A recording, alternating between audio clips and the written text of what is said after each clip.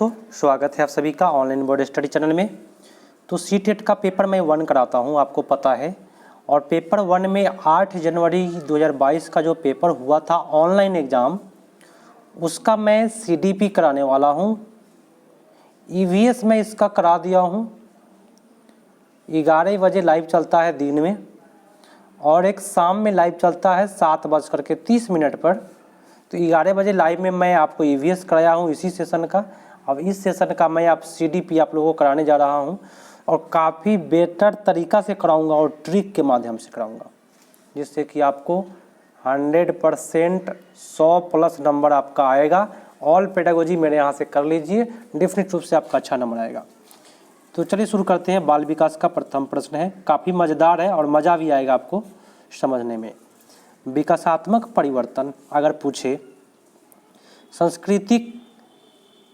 सभी संस्कृति के बच्चों में सार्वभौमिक गति से होता है। क्या सभी संस्कृति में सार्वभौमिक गति से होता है? एक गति से नहीं होगा। मध्य बाल काल तक बहुत तेज गति से होती है और फिर रुक जाती है। यहाँ पे रुकने की बात हो रही है, इसलिए गलत हुआ। विकास कभी भी नहीं रुकता है, ठीक है। सी में हमेशा एक रैखिक तरीके से होती है और एक आयामी होती है। विकास कभी भी एक रैखिक तरीका से नहीं होता है और एकल आयामी नहीं होता है, ठीक है। तो विकास के लिए सबसे बेटर क्या होगा? वंशानुगत कारक और पर्यावरणीय प्रभाव की परस्पर क्रिया से होता है। वंशानुगत कारक जो है वह 10% काम करता है और पर्यावरण जो है वह 90% काम करता है। इसलिए आपका उत्तर हो जाएगा D is the right answer. Next है, देखिए काफ़ी मज़ेदार प्रश्न है। स्थूल गत्यात्मक चालन कौशल का उदाहरण है, जबकि डैश सूक्ष्म गति कौशल का उदाहरण है। मैंने आपको बोला क्या कि हम आपको ट्रिक बताएंगे। ट्रिक क्या है इस क्वेश्चन में? सूक्ष्म में कहीं भी उंगली का प्रयोग होता है। क्या होता है? उंगली रहेगा तो समझिए कि सूक्ष्म गति कौशल का प्रयोग हो रहा है। स्थूल कौशल में क्या है? शरीर के बड़ा भाग जैसे कि हाथ, पैर काम करता है। शरीर का बड़ा भाग काम करे तो स्थूल कौशल। तो देखिए यहाँ है, भागेगा कोई बच्चा तो पैर से भागेगा, तो शरीर का बड़ा भाग काम किया। लेकिन जब चित्र बनाएगा तो हम आपको बोले हैं चित्र सूक्ष्म के लिए क्या होता है? उंगली ट्रिक है, उंगली।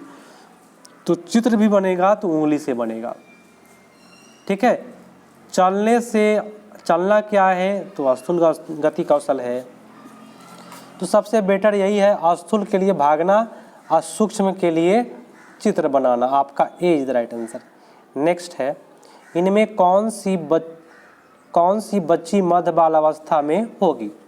कौन सा बच्चा मध्य बालावस्था में होगा ये बताना है। एक बच्ची जिसने अभी सामाजिक संदर्भ में नकल करना सीख रहा है, तो ये मध्य बालावस्था में नहीं होता है, 0 से 2 वर्ष में होता है, शैशवावस्था में। एक बच्ची जो अमूर्त विचारों को आसानी से कर ले रहा है, तो मध्य बालावस्था अमूर्त में नहीं होता है, क्योंकि अमूर्त जो होता है वह 11 से प्लस होता है, ठीक है। मध्य बालावस्था आपका 7 से लेकर के 11 वर्ष की अवस्था तक होता है। एक बच्ची जो सकारात्मक खेलों में शामिल नहीं हो सकती, यहाँ भी सकारात्मक खेल में बच्चा शामिल होता है, यहाँ बोल रहा है नहीं होती, इसलिए गलत हुआ। एक बच्ची जो तार्किक रूप से तर्क कर सकती है और संरक्षण कर पाती है। कहिएगा मध्य बाल अवस्था तो होता है आपका 7 से लेके 11 वर्ष। इसमें बच्चा तार्किक चिंतन करता है और इस अवस्था को हम मूर्त अवस्था भी कहते हैं, ठीक है। ध्यान से समझिए अच्छे से।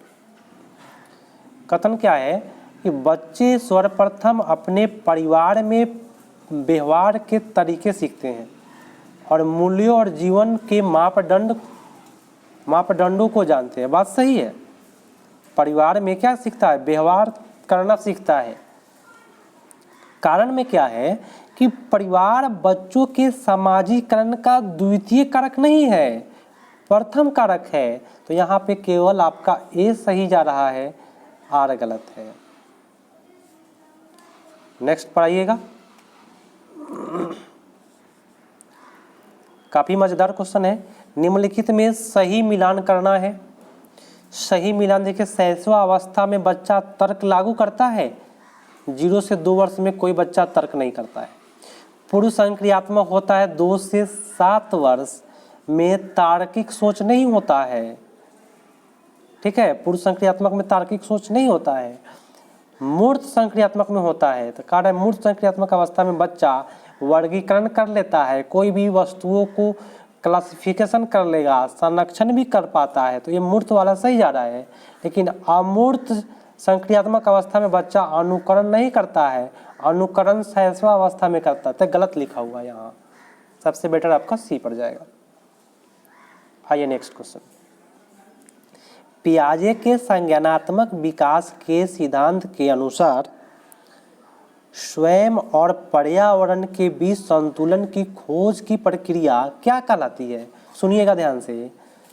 कभी भी कहे स्वयं और पर्यावरण के बीच संतुलन करना, सुन लीजिए, उसे हम अनुकरण कहते हैं। क्या कहते हैं? अनुकूलन। क्या कहते हैं? अनुकूलन कहते हैं। स्वयं और पर्यावरण के बीच कोई संतुलन कर रहा है तो उसको अनुकूलन कहते हैं, और अनुकूलन का ही नाम है सामायिकरण। दोस्तों एक बार लाइक कर दीजिए, आप लोग का लाइक मिलेगा, सपोर्ट मिलेगा, मैं और अच्छे तरीक़ा से आपको बताऊंगा, जिससे कि आपका एक बार में सीटेट अच्छा नंबर से निकलेगा। शेयर भी कर दीजिए। चलिए प्रश्न है, निम्नलिखित में से कौन सा कथन लेई वाइगोस्की के बच्चे के बारे में विचारों का सही प्रकार से दर्शाता है? क्या दर्शाता है वाइगोस्की साहब? तो वाइगोस्की ने सुझाव दिया है कि बच्चे में बहुत सी क्षमताएं होती हैं जिनमें वह कार्य शामिल है जिन्हें बच्चे सहायता के साथ कर सकते हैं। देखिए कहीं भी रहेगा सहायता के साथ करना, सहायता कहाँ होगा? तो कहीं भी सहायता समूह में ही कोई होगा। ठीक है, और समूह के लिए वाइगोस्की साहब बने ही हैं, इसलिए आपका उत्तर ए पर सही हो जाएगा। जिन्होंने ए किया उनका सही जा रहा है। नेक्स्ट पर आ जाइए आप।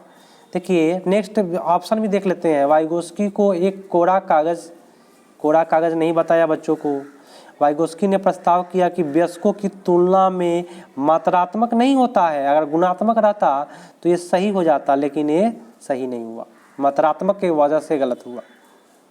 और डी में तो कह रहा है कि बच्चों को क्या करना है? कम आंकना क्षमता को, तो ये गलत बात बोला। नेक्स्ट क्वेश्चन,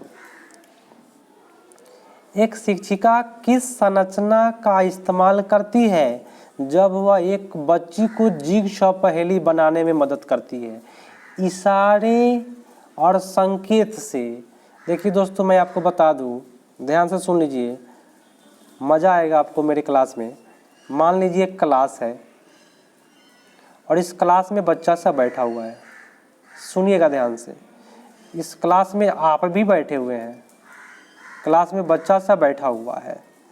हुआ क्या, ये एक टीचर है जो यहाँ पे है और एग्ज़ाम चल रहा है।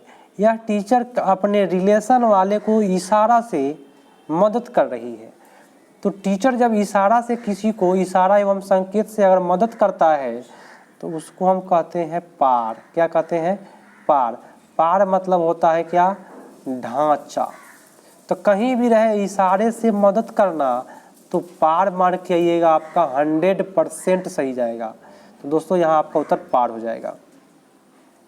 नेक्स्ट क्वेश्चन है और काफ़ी बेटर तरीका से बताऊंगा, एक बार आप लोग लाइक कर दीजिए और मेरे चैनल पर नए हैं तो सब्सक्राइब करके बगल में एक घंटी होगा उस पर क्लिक कर लीजिए, क्योंकि मैं आपको पेडागोजी इतना बेटर करा दूंगा और ट्रिक से कि आपका सीटेट 100% निकलेगा, एक गारंटी देता हूँ मैं। चलिए क्वेश्चन वो भी ध्यान से देखना है, ऐसा नहीं कि मैं जो बोल रहा हूँ उसको नहीं सुनिएगा, केवल क्वेश्चन करिएगा तो दिक्कत हो जाएगी। सुनिएगा ध्यान से। क्या कहता है क्वेश्चन कि एक बाल केंद्रित कक्षा व्यवहारवादी होती है और एक कठोर संरचित पाठ्यक्रम का अनुसरण करता है। कठोर करता है तो बाल केंद्रित होगा ही नहीं। गलत बोला। बच्चा सबसे अच्छा तब सीखता है जब शिक्षक क्या हो, तनसा हो, माने थूड़ थूड़ के पढ़ाए, पीट पीट के पढ़ाए। तो ये बात गलत बोला। ठीक है, तो यहाँ दोनों गलत गए, तो आपका क्या हो जाएगा, चलिए ऑप्शन देख लेते हैं। दोनों गलत में आपका डी ऑप्शन जाता है। नेक्स्ट पर आ जाइए आप सभी, और आपको मजा आएगा क्लास में। क्वेश्चन भी मजेदार है। निम्नलिखित में से क्या एक प्रगतिशील कक्षा की विशेषता है? प्रगतिशील कक्षा की विशेषता क्या होता है? तो शिक्षक पूरी तरह से कक्षा को नियंत्रित करेगा। तो जब शिक्षक पूरी तरह से करेगा तो शिक्षक केंद्रित हो जाएगा, जो गलत माना जाता है शिक्षक केंद्रित। ठीक है, बच्चे की भागीदारी न्यूनतम है, तो बाल केंद्रित हुआ ही नहीं। गतिविधियां कार्य करते समय बच्चों का मूल्यांकन किया जाता है। जब बच्चा गतिविधि कर रहा हो, कार्य कर रहा हो, तब मूल्यांकन कीजिएगा तो बेटर होता है। ठीक है, कह रहा है कि समय सारणी और बैठने की व्यवस्था तय है। यहाँ तय वर्ड होने की वजह से गलत हो। ध्यान से करिएगा, आपको अच्छे तरीका से मैं बताऊंगा, समझ में पूरा का पूरा आएगा, अच्छा से आएगा। अमित तर्क देता है, सुनिएगा क्या देता है, कि हम कानून को बदल सकते हैं। सुनिएगा ध्यान से, यदि वे समाज की जरूरतों को पूरा नहीं करते हैं, लेकिन यह आपसी सहमति और लोकतांत्रिक प्रक्रिया के माध्यम से की जानी चाहिए। ध्यान से सुनिए, ये लोकतांत्रिक प्रक्रिया के माध्यम से अगर कोई चीज कर रहा है, कानून से बदलने की कोशिश कर रहा है, लोकतंत्र का सहारा ले रहा है समाज के नियम को तोड़ते हुए, तो उसको हम क्या कहते हैं, सामाजिक अनुबंधन अभिविन्यास। सामाजिक व्यवस्था कोलबर्ग साहब नहीं दिए हैं, अनुबंधन अभिविन्यास दिए हैं, सामाजिक अनुबंधन, जिसमें लोकतांत्रिक रूप से अगर रहेगा क्वेश्चन में तो आप सामाजिक अनुबंधन अभिविन्यास मारिएगा। कैसे पकड़िएगा, अगर लोकतांत्रिक प्रक्रिया से कोई कर रहा है तो आपका सामाजिक अनुबंधन सही जाएगा। नोट भी कर सकते हैं और बेटर हो जाएगा। चलिए, हावर्ड गार्डनर के सिद्धांत में डैश बुद्धि के व्यक्तियों में अपनी पहचान, माने खुद का पहचान, मानव अस्तित्व और जीवन के अर्थ के बारे में संवेदनशील होता है। तो अपने बारे में, स्वयं के बारे में कोई जान रहा है तो अपने बारे में रहे तो उसको कहते हैं अंतःवैयक्तिक बुद्धि। अंतःवैयक्तिक बुद्धि, यहाँ आपका उत्तर डी होगा। अगर देखिए इस लैंग्वेज में दोनों में काफ़ी फर्क पड़ता है कभी कभी, तो उसको मैं बता देता हूँ कि आपको अंग्रेजी लैंग्वेज सेलेक्ट करके देखिएगा। अंतःवैयक्तिक को बोलते हैं इंटरपर्सनल, इंट्रापर्सनल, इंट्रा पर्सनल होता है। ठीक है, तो कहीं भी रहेगा इंट्रा तो अपने के लिए। देखिए यहाँ लिखा है अपनी पहचान, तो अंतःवैयक्तित्व बोले तो क्या, इंट्रा। इंट्रा याद रखिएगा, अपना लिए, और इंटर रहेगा तो दूसरे के लिए, अंतर्व्यक्ति। ठीक है, नेक्स्ट क्वेश्चन है कि गिफ्ट के तौर पर कार मिलने पर एक 5 साल की लड़की बोली, सुनिएगा ध्यान से, मैंने एक 5 साल की लड़की को गिफ्ट मिला तो बच्चियाँ बोली क्या, कि यह मेरे लिए नहीं है। लड़कियाँ कार से नहीं खेलती। देखिए यहाँ पे भेदभाव हो रहा है, कह रहा है कि लड़कियाँ कार से नहीं खेलती, लड़कियाँ गुड़िया से खेलती है। यह वाक्य दर्शाता है, तो कहीं भी पक्षपात की भावना है तो जेंडर रूढ़िवादिता आपका 100% सही जाएगा। नेक्स्ट पढ़ाइएगा, कक्षा में सांस्कृतिक और भाषाई विभिन्नताओं को ध्यान में रखते हुए कौन सी नीति प्रभावी होगी, बताइए। तो मानकीकृत आपका गलत होता है, कठोर पाठचर्या का पालन करने से ये गलत होगा। प्रत्यक्ष निर्देश तरीकों का उपयोग, तो प्रत्यक्ष यहाँ निर्देश तरीकों का उपयोग गलत होता है। कक्षा में प्रतिस्पर्धा कंपटीशन की भावना 1 to 5 में नहीं होती है। तो विभिन्नताओं को अभाव के रूप में नहीं देखिए, मतलब आपके क्लास में अलग अलग विभिन्नता का बच्चा है तो इसका मतलब ये नहीं है कि अभाव है, वह एक संसाधन होता है विभिन्नता। तो यहाँ आपका डी इज राइट। नेक्स्ट है, राष्ट्रीय शिक्षा नीति 2020 प्रस्तावित करती है कि मूल्यांकन क्या होता है शैक्षणिक वर्ष में एक बार ली जानी चाहिए, एक बार, गलत बात है। एक निश्चित अवधि में प्रगति का पता लगाने के लिए महत्वपूर्ण है। तो मूल्यांकन क्या है?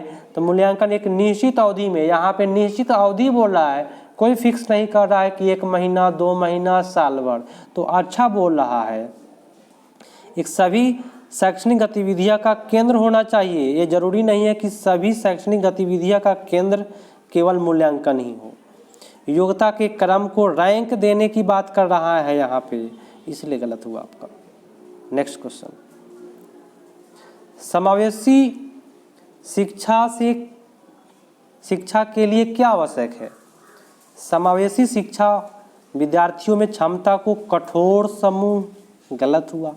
व्यक्तिगत मतभेद का ध्यान और सम्मान करना, व्यक्तिगत जो भी मतभेद है उसको ध्यान से देखिए और उसका सम्मान करिए, अच्छी बात है।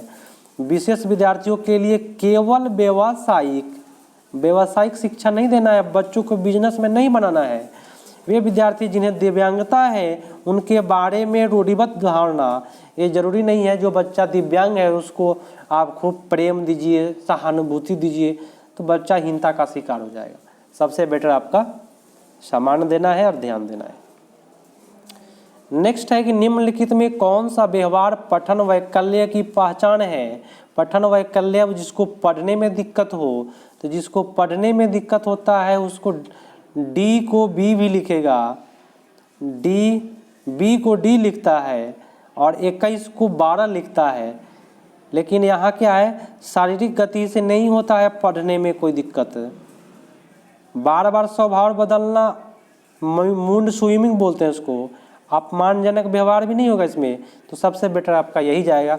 ऐसे डिसलेक्सिया देना चाहिए, नहीं है डिसलेक्सिया तो आपका लिखना भी एक प्रकार का पठन वैकल्य ही है। नेक्स्ट है कि वे विद्यार्थी जिन्हें स्वलीनता है, स्वलीनता समझते हैं कि कोई बच्चा काम कर रहा है और आप उसको बार बार कुछ कुछ बोल रहे हैं लेकिन सुन नहीं रहा है, वो अपने ही काम में लगा है, तो उसको कहते हैं स्वलीनता। स्वलीनता है उनकी पहचान उनके सामने आने वाली क्षेत्र की चुनौती से की जा सकती है। किस प्रकार का चुनौती का सामना करना पड़ेगा? जो स्वलीन है, जो अपने बात सुनता है दूसरे का नहीं सुनता है, कौन सा सामना करेगा? तो अभिव्यंजक या ग्रहणशील, मतलब आप कुछ भी बोल रहे हैं उस बचवा को लेकिन सुन नहीं रहा है, वो अपने में लागल है, तो ग्रहणशील करने में माने कोई भी बात ग्रहण करने में चुनौती का सामना करेगा। A is the right answer. Next है वे विद्यार्थी जिन्हें दिव्यांगता है उनके सफल समावेशन के लिए क्या करना चाहिए? तो जो बच्चा दिव्यांग है तो उसको सुलभ और संरचना इमारतें, अलगाव नहीं करना है जो दिव्यांग है, पक्षपात रवैया नहीं करना है, सहानुभूति भी नहीं देना है, दया भी नहीं दिखाना है। नहीं तो सोचेगा कि हम आन्हर हैं, हम लंगड़ हैं ना, इसलिए सर हमको दया दिखा रहे हैं, तो हीनता का शिकार हो जाएगा। आप कहिएगा सर ये क्या चीज़ है? सुलभ और संरचना और इमारतें क्या होता है? तो मैं आपको बताऊं, विद्यालय आप लोग देखे हैं, विद्यालय में जो भी सीढ़ियाँ होती है, विद्यालय में सीढ़ियाँ जो होती है और सीढ़ियाँ के बगल में एक इस प्रकार से रैंप होता है चढ़ने के लिए, स्लोपिंग होता है इसे चढ़ने के लिए, उसी को बोलते हैं सुलभ और संरचना इमारतें, जिससे कि दिव्यांग बच्चा आसानी से इस पर चढ़ पाए। A is the right answer. Next है निम्नलिखित में से कौन सा अभ्यास विविध अधिगम प्राथमिकता वाले विद्यार्थियों को शामिल करने में सहायक होगा? विविध अधिगम प्राथमिकता वाले विद्यार्थियों के लिए क्या होगा, सहायक कौन सा होगा? तो कार्य की प्रासंगिकता और मूल प्रामाणिकता को कम करना, यहाँ कम करने की बात बोल रहा है। आपस के खतरे और विकर्षण को कम करना। देखिए अगर खतरा है और खतरा को कम कर रहे हैं तो अच्छा बात है भाई, है ना, विकर्षण को कम कर देता अच्छा बात है, तो खतरा कम करना बहुत अच्छी बात है। यहाँ पे कम आंकने की बात हो रही है, यहाँ पे क्या बोल दिया, व्यक्तिगत पसंद स्वायत्तता को प्रतिबंध करता है, पसंद नापसंद शब्द गलत होता है। नेक्स्ट है कि किस सिद्धांत पर आधारित कक्षा कक्ष में विद्यार्थी स्वयं पहल करके और चर्चा में सक्रिय भागीदारी करके सीखते हैं। स्वयं पहल करता है और सक्रिय भागीदारी माने कहीं भी शामिल होकर के सीखता है। तो सक्रिय भागीदारी कौन करेगा ये बताना है आपको। देखिए, कहीं भी स्वयं पहल या सक्रिय भागीदारी करेगा तो क्या करेगा, समाज में ही न करेगा। सक्रिय भागीदारी तो समाज में ही वो सक्रिय भागीदारी कर रहा है, हर चीज़ में शामिल हो रहा है, तो सामाजिक संरचनावादी सिद्धांत के अंतर्गत आ जाएगा। जिसमें बच्चा, सुन लीजिए, सामाजिक संरचनावादी में बच्चा क्या करता है, सक्रिय भागीदारी रखता है अपना। सार्थक अधिगम क्या है, सार्थक अधिगम तब होता है, सार्थक अधिगम में हम डायरेक्ट आंसर पाएंगे। आप लोग बता दीजिए, आप लोग ज्यों का त्यों ये गलत है, ज्यों का त्यों तो बच्चा नकल किया, गैर संदर्भित यहाँ पे गलत हुआ, संदर्भित होना चाहिए। तब होता है जब सक्रिय रूप से विद्यार्थी अधिगम को नियंत्रित करे, अधिगम को नियंत्रित करे। यहाँ पे सक्रिय रूप नियंत्रित करना अच्छा नहीं जा रहा यहाँ। देखिए, सार्थक अधिगम में विश्लेषण, सुनिएगा, समालोचनात्मक सोच और समस्या समाधान की प्रक्रिया शामिल है। अब आप लोग कैसे नोट बनाइएगा, सार्थक अधिगम में क्या क्या होता है, तो विश्लेषण होता है, समालोचनात्मक होता है और समस्या का समाधान होता है। चलिए अब नेक्स्ट क्वेश्चन पाते हैं। एक कूट है, कूट क्या कहता है कि राष्ट्रीय शिक्षा नीति 2020 निम्नलिखित में किसकी वकालत नहीं किया है, किसका वकालत नहीं किया है। देखिए, संरचनात्मक पर जोर तो दिया है, यहाँ पे जोर देना गलत बात है।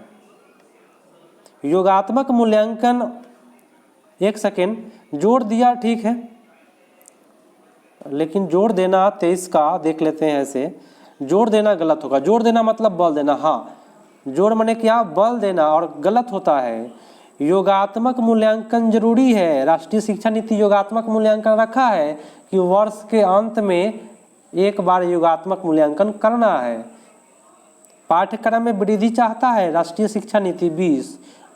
प्रौद्योगिकी के उपयोग में कमी, प्रौद्योगिकी के उपयोग में कमी करना है, तो आपका हो गया 2, 3 और 4 सही जा रहा है। विज्ञान प्रौद्योगिकी जो होता है हार्ड होता है, उसमें कमी करेंगे तब बच्चा 1 to 5 का बच्चा सीख पाएगा। नेक्स्ट है, सुनिएगा क्या है, काफ़ी मज़ेदार है। क्वेश्चन है कि निम्नलिखित में कौन सा युग्म प्रक्रिया और लक्ष्य अभिविन्यास का सही मिलाप है, कौन सा है। तो किसी विशेषता में रुचि के क्षेत्र में क्षमता में सुधार के लिए कार्यपत्रक करना, महारत हासिल करने की दिशा में उन्मुख लक्ष्य। कहीं भी रहेगा दोस्तों, सुन लीजिए, रुचि है आपके अंदर, सुनिएगा, तो आप डिफरेंट रूप से आप महारत हासिल कर लीजिएगा, वो भी क्या, तो अपने लक्ष्य की ओर, ठीक है। सबसे बेटर आपका A is the right answer. लेकिन नगद पुरस्कार, इससे महारत हासिल नहीं होगा। उसके बाद देखिए क्या, कक्षा प्रथम में किसी विषय के लिए अतिरिक्त कक्षा लेना, अतिरिक्त कक्षा नहीं लेना है। यहाँ डी है, डी में क्या लिखा हुआ है, दूसरे से पिछड़ा प्रदर्शन न करने के लिए कड़ी मेहनत करना, है ना। दूसरे से माने हम कभी कम आपका नहीं आए इसलिए मेहनत करना है, दूसरे के लिए नहीं, दूसरे की नज़र में अच्छा नहीं कहलाना है बस। नेक्स्ट क्वेश्चन, एक विद्यार्थी के अधिगम को सुसाध करने के लिए एक शिक्षिका को निम्नलिखित में किस पर ध्यान देना चाहिए। शिक्षिका किस पर ध्यान देगा ताकि सुधार हो जाएगा, तब परीक्षा के प्रति भय पैदा करेगा, टीचर का काम नहीं है। रट कर याद करने को बल देगा तो गलत बात है, अगर यहाँ पे हतोत्साहित रहता तब सही जाता, लेकिन बल दे रहा है कि रटो रटो। निष्क्रिय सुनने के लिए बट निष्क्रिय सुनो नहीं, बच्चे के पूर्व ज्ञान के साथ संबंध जोड़ना, बहुत बेटर। नेक्स्ट है निम्नलिखित में कौन सा विद्यार्थी द्वारा निर्मित भ्रांतियों से निपटने के लिए एक रचनात्मक दृष्टिकोण है। भ्रांतियाँ से निपटने के लिए रचनात्मक कौन सा है। दोस्तों एक बार लाइक कर दीजिए, मज़ेदार सेशन में करा रहा हूँ।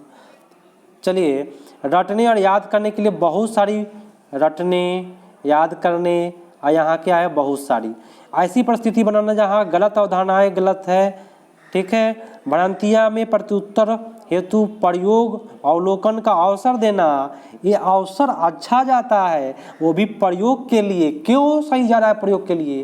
कि राष्ट्रीय शिक्षा नीति 2020 प्रयोग पर बल दे रहा है आजकल। बात समझे? यहाँ का है अनदेखा करना। नेक्स्ट है कि निम्नलिखित में से क्या विद्यार्थियों के बीच किसी कार्य की संरचनात्मक समझ को सुसाध करने में सहायक है? कौन सा संरचनात्मक समझ को सुसाध करने में सहायक होगा? तो प्रतियोगिता गलत होता है, वेधन मतलब ड्रिल अभ्यास गलत होगा, दंड आपका गलत है।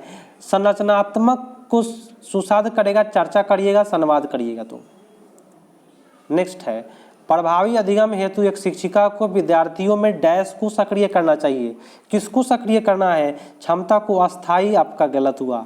क्षमता को वृद्धिशील होने की धारणा अच्छी बोल रहा है बात। प्रतिस्पर्धा वर्ड गलत है, हीनता वर्ड गलत है।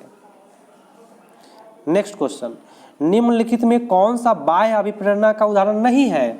देखिए बाह्य अभिप्रेरणा पुरस्कार होता है, दंड होता है तो दंड है, ज्ञान प्राप्त करने के लिए वाद विवाद समूह में शामिल करना, प्रतियोगिता जीतने के लिए आप शतरंज खेल रहे हैं, बाह्य अभिप्रेरणा है। मैंने बाहरी रूप से आता है तो बाह्य अभिप्रेरणा कहते हैं। साथियों को प्रभावित करने के लिए है ना, अपने दोस्त के नज़र में अच्छा कहलाने के लिए आप डांस कर रहे हैं तो ये भी बाहरी अभिप्रेरणा है। लेकिन ज्ञान प्राप्ति के लिए, ज्ञान तो अपने न प्राप्त करेंगे, खुद के लिए वाद विवाद में शामिल हो रहे हैं, किस लिए? तो ज्ञान प्राप्त हो। तो ये आंतरिक अभिप्रेरित है, तभी आप वहाँ पे वाद विवाद में शामिल होइएगा, नहीं तो नहीं होइएगा। तो नेगेटिव था। और आज का लास्ट है दोस्तों, आप सभी से आग्रह है कि जो भी नए जुड़ रहे हैं सब्सक्राइब करें, बेल आइकन पर क्लिक करें। जो भी लाइव क्लास है सभी लाइव क्लास ज्वाइन कीजिए, आपको 100% मेरे यहाँ आप सफल होइएगा। डैश के इस्तेमाल से विद्यार्थियों की उपलब्धि में डैश होने की संभावना है। यहाँ पे प्रासंगिक पाठ्यक्रम से क्या कमी होता है? गलत। शिक्षक केंद्रित शिक्षा शास्त्र से कमी होता है? गलत। सामाजिक सहयोग अगर आपको हो रहा है तो आपके अंदर वृद्धि होगी, ये डेफिनेट रूप से होगी। सामाजिक बहिष्कार यहाँ पे गलत हुआ। तो सबसे बेटर आपका उत्तर सी इज राइट आंसर। और यहाँ पे मैं आप सभी को बता दूँ, रुकिएगा सभी को, जाइए नहीं, मेरी बात ध्यान से सुन लीजिए। सबसे पहली बात कि मैं जो भी लाइव करा रहा हूँ सीटेट पेपर 1 करा रहा हूँ और 8 जनवरी 2022 का कराया हूँ। और लाइव का समय सुन लीजिए, 11 बजे दिन में सभी शामिल होइए और 7:30 शाम में सभी कोई शामिल होइए। और लाइक करने में कमी नहीं करिए और दूर के दोस्तों के पास शेयर जरूर करिए ताकि उनका भी कल्याण हो पाए। और मेरे यहाँ कभी भी ट्रिक से बताया जाएगा। एग्ज़ाम तक आपको काफ़ी बेटर मैं पेडागोजी करा दूंगा। आप एग्ज़ाम दे के आइएगा, ज़रूर कमेंट करिएगा कि सर मेरा एग्ज़ाम आपके सहायता से अच्छा गया है। ये डेफिनेट रूप से मैं बता रहा हूँ, 100% आपका 100+ नंबर आएगा। तो मिलते हैं दोस्तों अगले पार्ट में, तब तक के लिए धन्यवाद। जय हिंद।